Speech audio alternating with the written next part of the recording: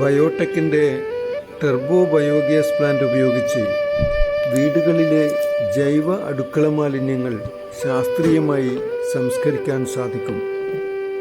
ഇതിലൂടെ വീടിൻ്റെ പരിസരം ശുചിയായി നിലനിർത്താനും സാധിക്കും.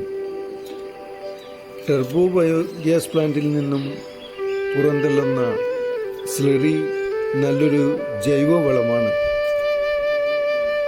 ഇതിൽ നിന്നും വരുന്ന ഹൈ പ്രഷർ ഗ്യാസ് ഉപയോഗിച്ച് പാചകം ചെയ്യാനും സാധിക്കും.